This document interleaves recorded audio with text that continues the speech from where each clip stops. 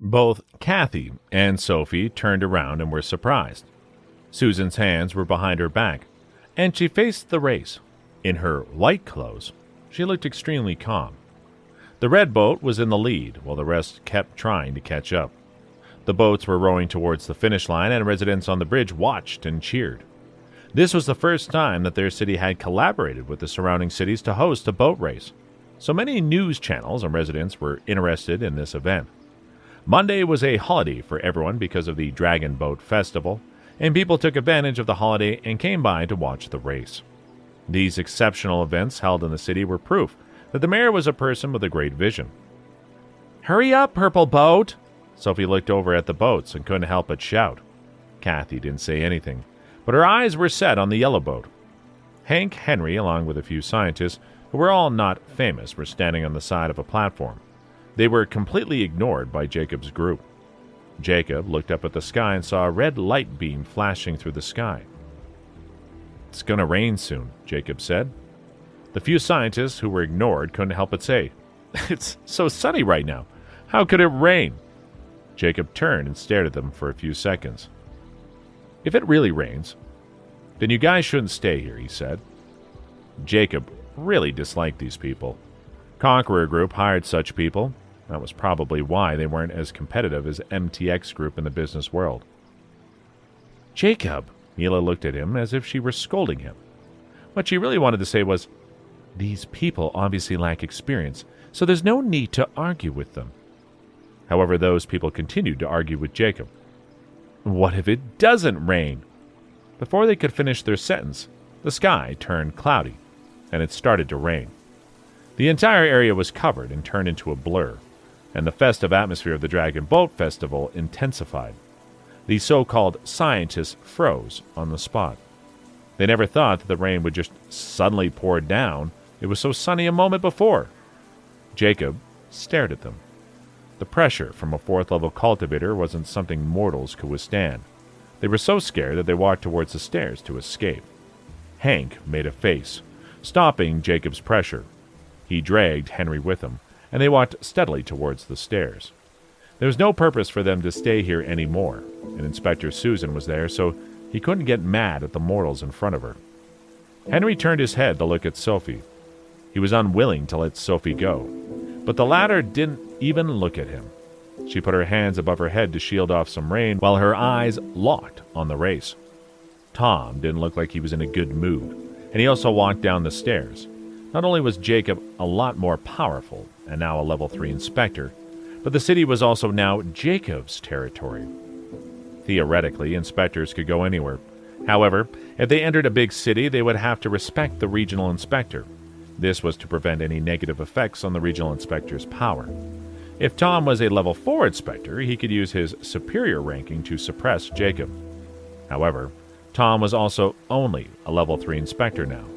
If Jacob and Susan combined forces, Tom would have no place in the city. As Grandmaster Hank's group left, the platform had more space. The needle that was poking Jacob on the inside was finally taken out. As Tom officially left the city, Jacob and Susan became the managers of the city.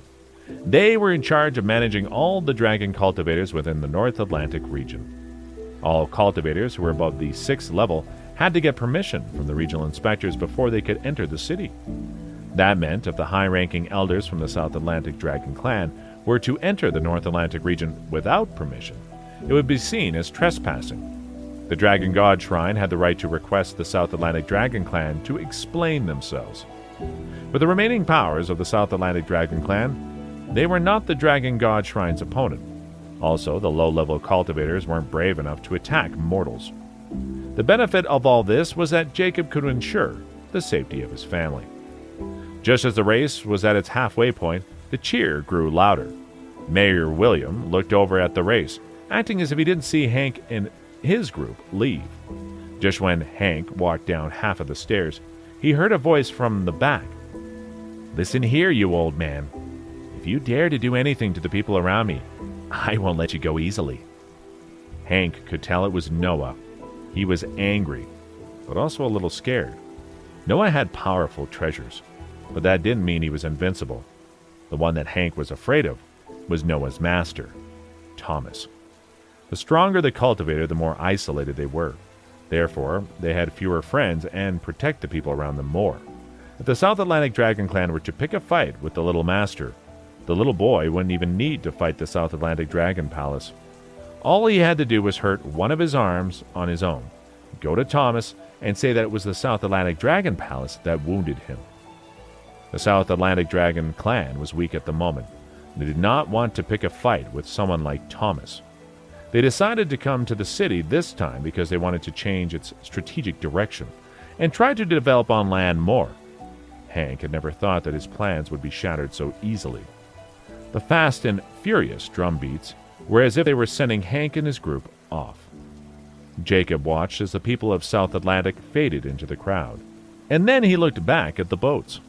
The red boat was still leading, but it was starting to slow down. The light drizzle didn't have any effect on the race, but added an extra element to an elegant scene. Noah suddenly opened an umbrella. His storage space was different from Jacob's necklace. He was able to store anything in there, regardless if it possessed nature essence or not. He had the umbrella over Anna, helping her block out most of the rain. Anna turned and looked at Noah, but he purposely stared towards the race with his back straight. Anna stared at Noah for a few seconds, and then looked back at the race. She wasn't familiar with Noah, and was also not interested in him. Noah couldn't hold it any longer. "It's raining. Be careful and don't catch a cold." Anna nodded lightly, and didn't say anything else. Noah was rattling like a cat. He wanted to act cool, but also wanted to talk to her. The 7 boats passed from the point where Jacob and the others were standing. "Yes, the purple one is catching up," Sophie said happily. The yellow boat that Kathy chose was far in the back. The drizzles turned into showers, and the strong showers on the boats increased their pace and rhythm. The residents were so absorbed in the exciting race they didn't find covers and continued to watch the race.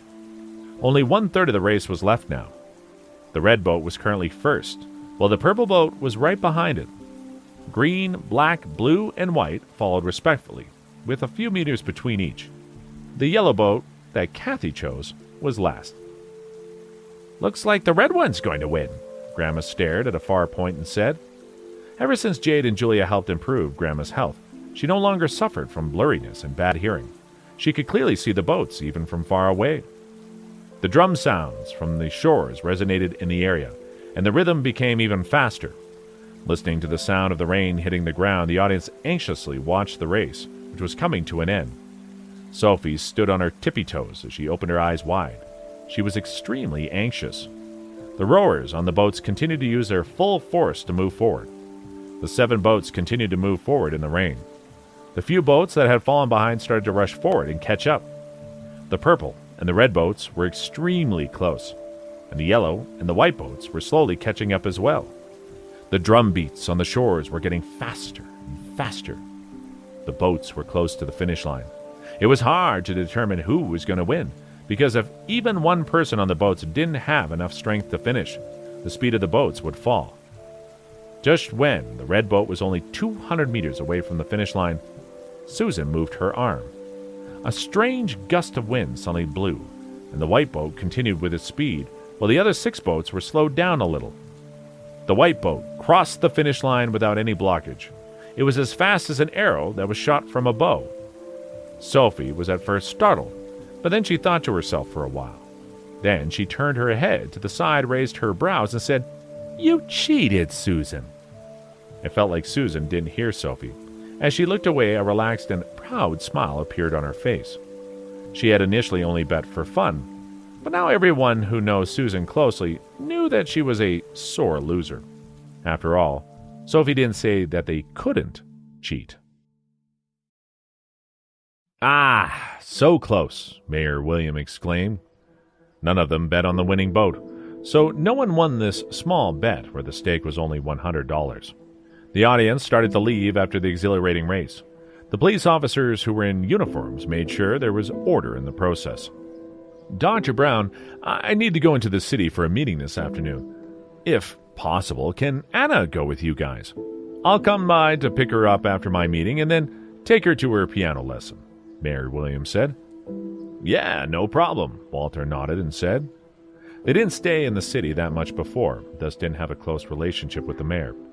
However, after the landslide incident and when Mayor William came to visit them in person, their relationship became much better, especially since Noah and Anna both went to Cherry Grove Elementary School.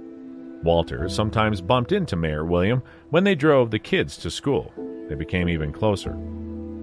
"What time is the piano lesson?" Mila asked. 2 in the afternoon at the recreational center, Mayor William responded. "How about this? I'll drive Anna over and you could pick her up when she finishes her lesson," Mila said. "Thank you so much," Mayor William said with a grateful smile. He turned around and told Anna to behave and quickly walked towards the exit. Walter's car was parked on the east side. In the light rain, Walter held Anna's little hand and walked towards the parking lot across the dock. Noah followed Anna closely. He wanted to impress her badly. That attention was not at all a secret. Anna was one of the most popular kids at their school, although she tried not to attract a lot of attention to herself, and most didn't know she was the mayor's daughter. Many kids were driven to her anyway. When Noah entered the school, he attracted a lot of attention with his wits and haughty personality. He scored full marks in math, PE, music, and art. It was just that he didn't score full marks, but it was still good enough. Noah was basically the idol of the kids in his class. However, Noah liked Anna, who was in the class next to him. Noah couldn't explicitly state how he felt. Snowflake, who was abandoned by Noah, walked in the puddles that were created by the rain next to Jacob's feet. "You little thing, only now do you follow me?" Jacob rubbed Snowflake's neck, which was extremely soft and furry, before picking it up.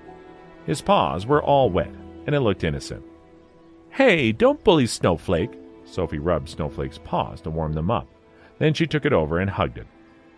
General Arthur and Elder Frank, who waited nearby, were about to walk towards them. Draken waved at them, and they hurried over. It was the perfect timing, as General Arthur wanted to look around the city.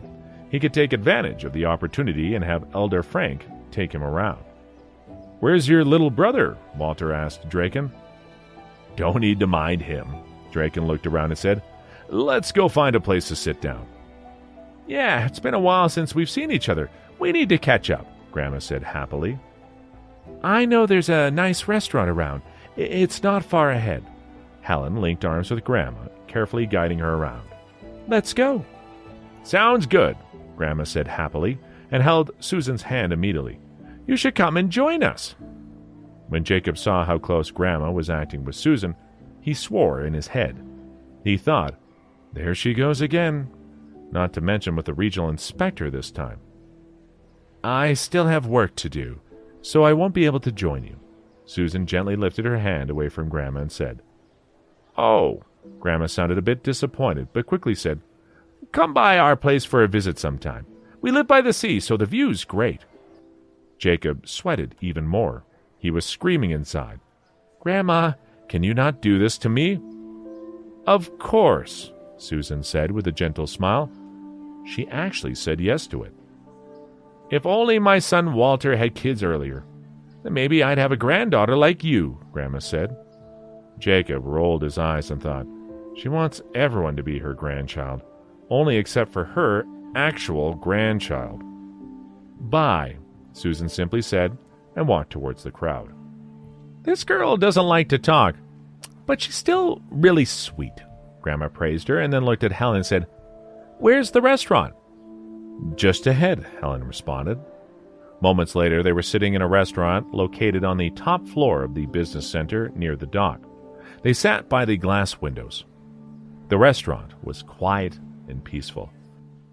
"This place isn't cheap." "Well, thanks for the treat, Helen." Grandma held the cup and said in an apologetic tone, "It's not a big deal. It's such a good opportunity to sit down and chat with each other," Helen said with a bright smile. She then looked outside and said, "In this rain, there aren't many places we can go to anyways." Jacob looked outside the glass windows. From the height of the building, he was able to see vaguely the red energy sphere set up by Elder Liam high up in the sky. This rainfall was set up by Elder Liam. What Grandma said about how the good fortunes of the city were owed to the North Atlantic Dragon Palace wasn't completely inaccurate. Jacob looked even further and saw Grandmaster Hank's ship-like treasure soar through the clouds. When Jacob officially replaced Tom as the regional inspector, the South Atlantic Dragon Palace had lost its opportunity to influence the city. What the South Atlantic Dragon Palace did wrong was that it underestimated the power of the North Atlantic Dragon Palace, and this caused them to lose the whole battle. Jacob could understand why Grandmaster Hank was full of anger, and why he still hoped to turn the situation around. However, everything was futile. After he returned to the South Atlantic Dragon Palace from the Dragon God Shrine, he confirmed that the weapon Jacob used was the Black Dragon Spike that made Darius famous. He had his hopes up and thought that Darius was dead for real. However, after he saw Kenneth at today's event, he thought that the rumor couldn't possibly be true. The last hope of the South Atlantic Dragon Palace was destroyed. Draken and Helen also looked at that soaring ship-like treasure and exchanged looks with each other. After this last trial, the South Atlantic Dragon Palace wouldn't step foot in the city for a while. Now the North Atlantic Dragon Palace and MTX Group would be able to grow without interference. "Helen, are you busy these days?" Grandma asked. It's not too bad," Helen said with a smile. While the conversation flowed between the older group, Jacob stood from his place next to Sophie, sat next to Kathy, and quietly took out a technique. "Irene gave you this." "Irene?" Kathy was confused. "Yeah, Irene came to the Dragon Palace in the morning today. She told me to give this scroll to you," he said. Kathy looked down and took the technique immediately. On the cover were 4 words: Spells Origin Note Scroll. When Sophie reached the Foundation Establishment realm, she received a sword technique, and its powers were incredible. Even though Kathy didn't mention it, she was still jealous when she saw how each morning Sophie would practice her sword technique at the Ethereal Summit. Although Irene had given her of life-death notes, she couldn't use them easily, and they had minimal variations, despite their powers being immense and requiring only little energy. Kathy had looked at the techniques Sophie collected on Fifth Heaven, but none of them were like the 5 elemental life-death notes. Irene had only taught her how to use both the gold and silver notes, and she had not given her the training technique. Just now, Irene had asked Jacob to pass on to her a scroll, and it was just the right time to help her. "Master." Kathy held on to this thin scroll that was embroidered with gold lining. She was extremely grateful. She thought Irene didn't care about her anymore. However, Irene still cared about her deeply. Now that she had reached the Foundation Establishment realm, Irene had rushed from afar to treat her with a great gift. She said she's going to go into seclusion cultivation. She doesn't know when she's going to come out. However, she still hopes that you'll work hard. Jacob relayed Irene's message to Kathy. "I will." Kathy put this technique into her storage space. Jacob didn't know that the Spell's Origin Note Scroll could counter his Sword Shadow Scroll. The reason why Irene gave this technique to Kathy was not only hoping that she continue with her cultivation, but also that she could become stronger than Jacob. "Master," Jade and Julia came over, "you really don't want the Core Lotus?" They were really unwilling for Jacob after he gave the Core Lotus to Kenneth. If Jacob had any signs of regret, they would go take back the Core Lotus as long as Kenneth hadn't used it. "Don't play any tricks, you two. Uncle Kenneth needs the Mystic Crystal more than I do. Also," Jacob turned the conversation around and said, "I kept these for myself." Jacob opened his palm, and there were 3 round little black pearls on it. "This is..." Jade and Julia's eyes shined brightly. "Lotus seeds," Jacob slightly nodded, confirming their guesses. Actually, when Jacob took the Core Lotus out of the little golden box, 3 lotus seeds rolled out of it. Therefore, he decided to offer the Core Lotus to Kenneth and take time to grow the 3 seeds. Kenneth had cultivated for over 200 years. Due to the failure in the heavenly tribulation, he had to start all over. That was 200 years of cultivation wasted. If he didn't have the Core Lotus, it would take him years to reach the peak 8th level. Therefore, Kenneth needed that core lotus a lot more. Jacob was only a low-tier 4th level cultivator, and it would take him a while to get to 5th level. It wasn't urgent for him to use the core lotus. At this moment, the 3 lotus seeds in Jacob's palm were black. It didn't seem like there was any nature essence on them at all. Master, the twins became a little disappointed after the excitement. It takes thousands of years for these spiritual lotuses to mature. These core lotuses will take at least 10,000 years. They don't have to mature. I just need them to grow up, said Jacob. A mature core lotus, as the one Jacob gave to Kenneth, would have lotus seeds. However, it didn't have to mature if it was used as mystic crystals. It takes 1,000 years just to blossom, Jade and Julia continued. Kathy was curious. Is this thing very important? She'd been taking care of spiritual herbs on 5th heaven lately, and didn't find those 100-year or 1,000-year spiritual herbs that special. But the twins' reaction made her realize this was not as simple as she thought. This is Master's mystic crystal. It'll affect his realm in the future. Julia, who was usually calm, became worried. All right. Jacob patted her head when he saw her getting worked up. I have my own plan. Julia realized that she was too worked up, and she immediately sat back a little. What is your plan? Jade asked. The lotus seeds need a planting process to blossom, Jacob said calmly. We have a field on 5th heaven, where the nature essence is abundant. However, neither Kathy nor Noah have any experience in planting lotus seeds. Kathy nodded. This was the first time she had ever heard about the core lotus. As for the spiritual herbs on 5th heaven, she was just taking her chances according to the description Noah gave her. In fact, Noah had only stolen spiritual herbs. He never had any experience in planting them. However, I heard that the Sky Mountain sect was the best at planting spiritual herbs like spiritual lotuses. Jacob changed the topic. Sky Mountain sect? Jade and Julia looked at each other when they heard this name. Sophie was looking out the window with a cup of tea in her hand, and their conversation suddenly grabbed her attention as well. I heard that after the war a few hundred years ago, the Sky Mountain sect moved above 5th heaven. It became a large sect on 6th heaven. So? Jacob looked at the twins. We can go up to 6th heaven and see if there are any rare techniques on how to plant these lotuses. Jade and Julia looked at each other again. They finally understood Jacob's point. Sophie was drinking her milk and feeling bored. This suddenly caught her interest, and she looked at Jacob in excitement. It sounded exhilarating to sneak into 6th heaven sect, plus Sky Mountain sect. Sky Mountain sect. It sounded somehow familiar. Oh, yes! That arrogant girl was from the Sky Mountain sect. Sophie finally remembered Alina, who was riding that golden snow line.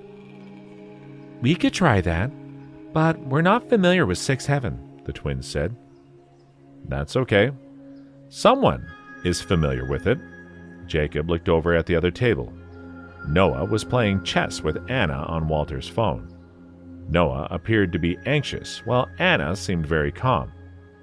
Checkmate. Anna moved one of the pieces and said softly. Noah opened his eyes wide, and his breathing quickened. At last, he waved his hand back and forth. This one doesn't count. I made 2 mistakes at the beginning. I was letting you win on purpose. Without saying anything, Anna clicked the reset button. The twins didn't know much about Noah. However, they knew what Jacob meant when he glimpsed over there. I'm coming too, Sophie interrupted. What will you do there? Jacob asked. Sophie was stuck for a few seconds before she said, I could cover for you guys. It's better to go earlier, Master. Please start planning, Jade said calmly. Although she and Julia weren't spoiled growing up, they had high statuses. They had never done anything like stealing. However, they were willing to steal for Jacob this time. Jacob had his own plan. He thought of the Sky Mountain sect when the twins first mentioned stealing the core lotus from the Dragon God Shrine. Compared to taking a risk in the Dragon God Shrine, he preferred going to the Sky Mountain sect on 6th heaven. Now that he had the core lotus seeds, it would be much easier and safer to acquire the cultivation technique of planting lotuses.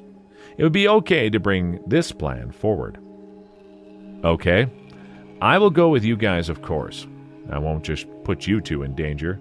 Noah is familiar with Sixth Heaven, so he will guide us. You both are of higher realms, so you can protect us from both ends. So, just the four of us, said Jacob.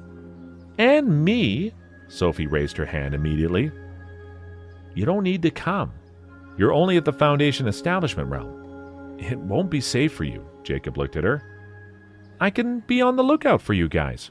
Sophie blinked her big eyes. Jacob looked at her and thought about it. He was very concerned about Sophie's safety, since she was in a much lower realm and didn't have any great treasures. However, she would be upset about it for a long time if he didn't let her join them. In addition, since she knew the Big Dipper constellation scroll, she could pretend to be a Sky Mountain sect disciple to get out of trouble. All right, you may come, but you have to be careful and stay safe, Jacob said as he looked at the table behind them. He wondered if it was a bad idea to take her out to do something like this behind her parents' backs. Yes, of course, Sophie kept nodding.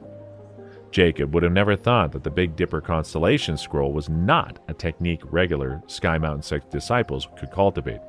It was the sect master's only daughter's personal technique. Jacob continued when he realized Kathy's stare. Kathy, you can stay on Fifth Heaven. We should be back soon. Kathy had a green mark on her left shoulder. Jacob had never noticed it before when he was cultivating. Jacob had taken the written exam in the Dragon God Shrine, so he knew what this mark stood for. It meant that a Soul Formation Realm cultivator was protecting her. Even an inspector wouldn't dare to cause her any trouble. Instead, the Soul Formation Realm cultivator had to be contacted. Jacob finally understood the reason why the arrogant Tom was intimidated by Kathy, while Henry, who was of a lower realm, didn't care much about her. That was because only inspectors could see marks like this. So even though Kathy would be safe in the Sixth Heaven, she would also attract a lot of unnecessary attention. Okay, Kathy nodded lightly. She, anyway, didn't want to join the group in their robbery plan. She didn't oppose them, but she also wasn't exactly on board with this method. We will go to Fifth Heaven at 11 tonight then. We'll get ready there and then head to Sixth Heaven by midnight. I'm going to let no one know about this, said Jacob. Okay, the twins answered. I'll stay at your place tonight then. Sophie was very excited. Having decided everything, Jacob went back to his place next to Sophie, and they all settled and had a nice lunch. Walter, Mila, Grandma, Draken, and Helen were having a pleasant conversation at the other table at this moment. The rain made it a bad time to go shopping, but it was nice to sit down and chat with a cup of tea. Checkmate. A pleasant yet calm voice came from the table on the other side of Jacob. Noah looked at the phone in regret. He suddenly said, I saw it wrong. It doesn't count. Anna didn't say anything this time either. She clicked on the reset option again. Kathy opened the spell's origin note scroll and started to study it against the window. Jade and Julia sat back and got immersed in their conversation. They were very chatty and lively. Even Jacob laughed at their jokes. Sophie looked outside the window as she sipped her tea. It was rare for her to be this quiet. Jacob looked towards the little table and saw Noah pouting as he played his turn. He frowned in concentration. Obviously, he was serious this time. Anna had won 2 games in a row, and this had severely challenged his intelligence. Anna moved another piece softly and said, Checkmate. Noah was stupefied. Then he made another quick move. Anna moved a piece on one space forward with her little hand. Checkmate. Noah stared at the phone. His pupils were shivering. You lost. The words sounded like a thunderbolt out of the blue to Noah. He had no more excuses. Anna, dear, it's about time for your piano lesson. Mila stood up. Oh. Anna stood up and wiped her hands with a napkin beside her. Then she walked to Mila, leaving Noah upset and desperate. How was it? Did you win the game? Mila asked Anna. I won 3 games, Anna answered. Did Noah win any games? Mila asked randomly. He's very dumb, Anna said as she followed Mila to the gate. Her words sounded like a punch to Noah. Sure enough, he pulled his hair as he knocked his head on the table. After Mila dropped Anna off at her piano lesson, the two families went to Draken and Helen's house to spend the evening, and then Walter took them out for dinner. To show his appreciation for Helen's treat, Walter picked a relatively high-end restaurant. The Dragon Boat Festival was not only a traditional festival, but also a statutory holiday. Typically, they wouldn't be able to get a seat in such a restaurant. However, when the manager knew it was Walter and his friends, he managed to get a private room for them. There was pleasant music in the elegant restaurant, and the dinner went very well. Grandma was the happiest since all her favorite kids were there, and it was like a big family reunion. As the night went on, the rain stopped at last. Jacob and Sophie's families were about to part. "Come and visit me when you have time, Helen." Grandma held Helen's arm. "Okay, I will. Take care, Louise," Helen answered. Then she looked at Mila and said, "Let's go for tea and shopping sometime." "Okay," Mila smiled. She was busy with work before and had always been outside of the city. She didn't have many good friends due to this reason, and Helen filled this void up perfectly. They were both successful and yet family-orientated. On top of that, Jacob and Sophie's situation provided them with even more common interests. "Mom, I want to stay at Jacob's place tonight," Sophie told Helen. "You have to go to school tomorrow." Helen looked at her seriously. "It's okay. I can take Soph to school tomorrow." Mila patted Sophie's head pleasantly. Helen couldn't say much against Mila's offer. Therefore, she looked at Sophie and said, "Wake up on time in the morning." "I will," Sophie cheered up. Grandma hugged Sophie in her arms, and she couldn't stop smiling. She had no idea that she was gradually becoming connected to the North Atlantic Dragon Palace. Walter could only take 5 people in his car, so he took Kathy, Noah, Grandma, and Mila. Jacob, Sophie, and the twins had to take a taxi back. Jacob took the inspector token out to look at it when he was in the taxi. It was made of special materials. Unlike the token he got as the commanding general of North Atlantic, which was only a symbol, this one had a unique array formation in it, and it behaved like a treasure. There was a golden dragon that had 3 claws on each of its feet, on the token demonstrating that he was a level 3 inspector. Jacob couldn't help but to inject some nature essence in there since it was a treasure. The token connected with Jacob immediately, and he sensed something of the same nature to the west of him. "Don't use the token when it's unnecessary." Susan's voice traveled to Jacob's mind. Jacob was startled and took the nature essence back immediately.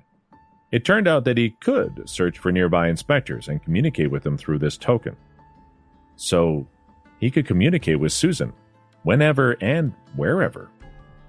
However, Jacob cut that thought off when he thought of Susan's cold reminder.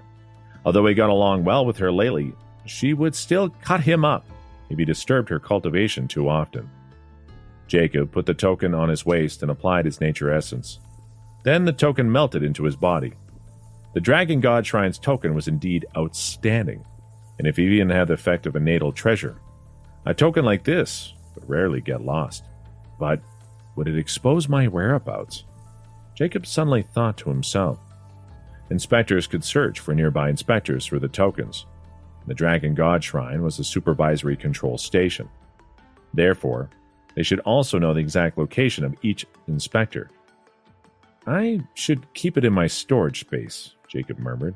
The token appeared in his hand, and it got thrown into Jacob's necklace. The storage space could cut off spiritual connections.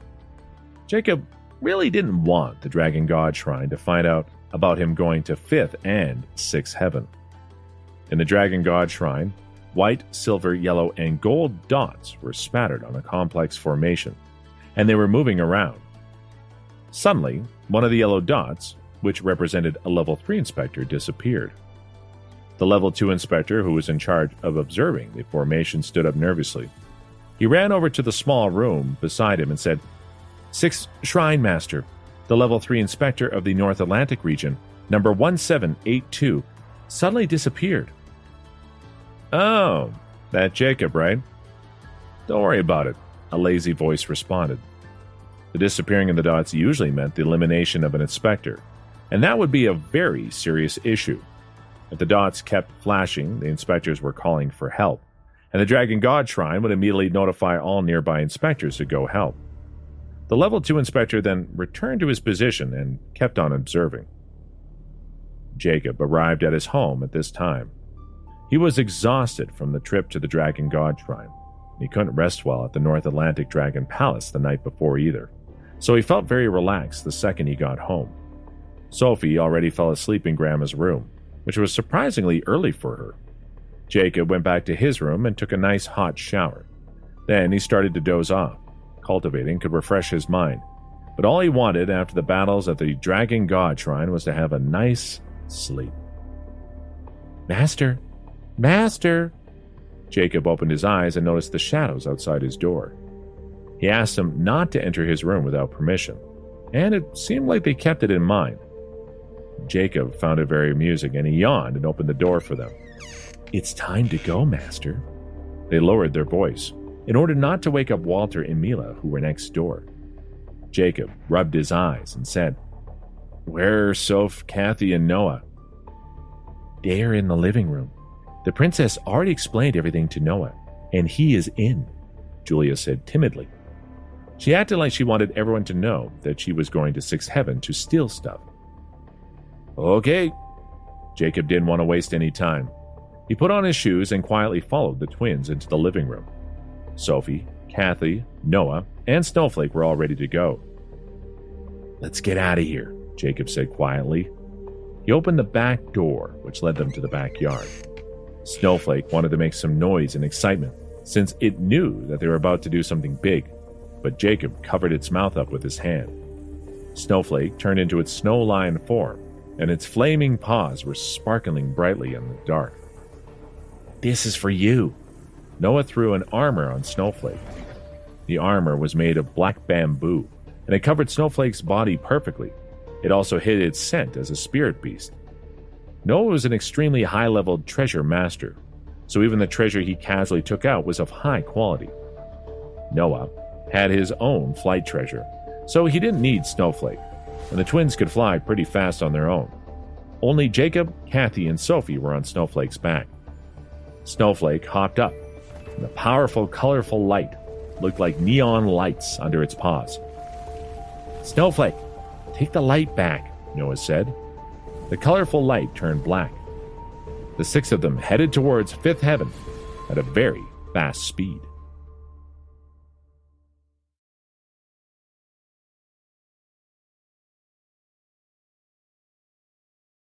After arriving on Fifth Heaven, it was a comfortable and familiar ride. With only a few moments, they opened the array formation and entered the ethereal summit. Due to preparation for the Dragon God Shrine's general exam, Jacob had not visited this place for a while. Coming back here at this time made him a little nostalgic. The valley was dark, and since there were no birds and beasts, it seemed even quieter. Snowflake was Jacob's spirit beast, but it was a demon beast after all. On Fifth Heaven, there were almost no demon beasts. How could ordinary creatures dare to trespass the territory of demon beasts?